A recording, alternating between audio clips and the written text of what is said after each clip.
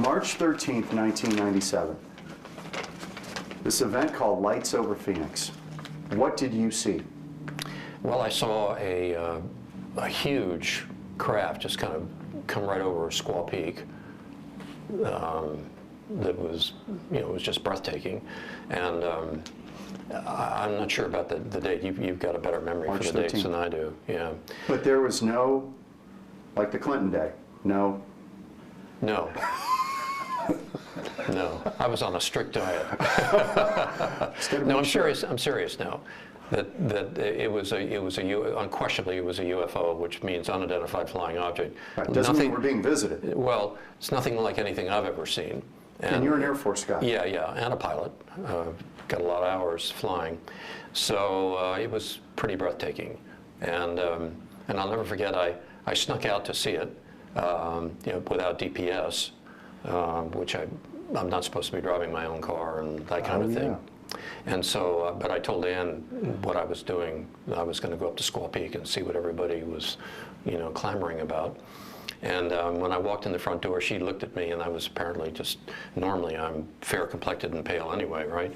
And she said, "Oh my gosh," she said, "she looked like a ghost. What did you see?" And I said, "Well, I don't know what I saw, but it was really something, and I'm not going to talk about it." And wow. So, did it frighten you? No, I think I was kind of in awe, really, How big?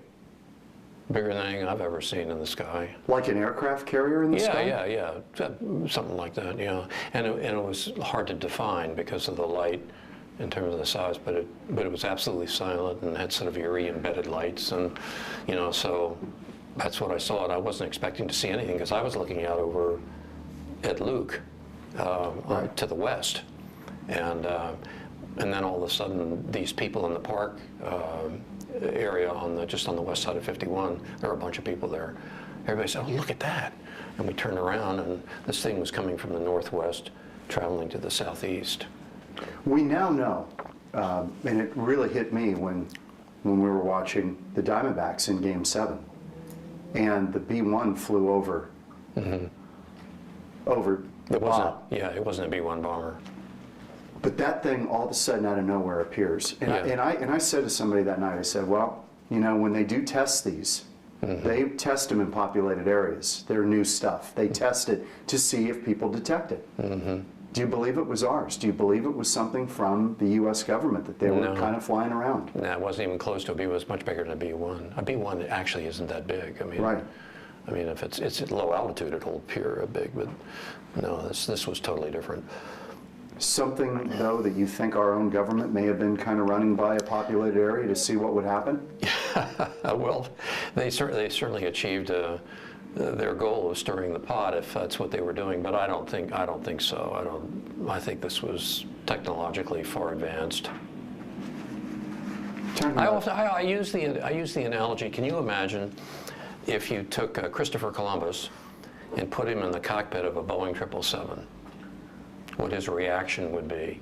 He wouldn't understand it. He would be convinced that this is something from another world, Is that what? And I think I really believe that. I believe that. But I've always been open to that. We're not alone in the universe. I agree with you. We're going to find that out one way or the other. Even Bill Clinton was talking about that the other day on the national news. I saw that. Yeah. I do believe that we're not alone. I just don't know that we've been visited. But you think maybe that night we were? I think so, yeah. There have been so many different sort of sightings and inexplicable phenomena that,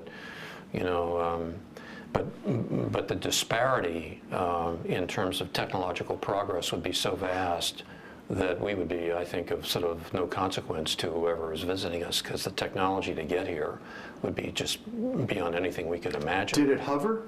No, it was just going in a straight line. Slow pace? Yeah, slow pace, yeah.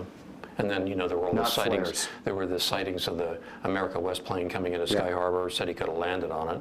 It was enormous. Yeah. Like an aircraft carrier in the sky? Is that about as close as you could? I think that's a fair description, oh yeah. My God. Yeah, it's kind of interesting. Maybe it's our next generation we're working on. Who knows? Well, we'll find out it someday.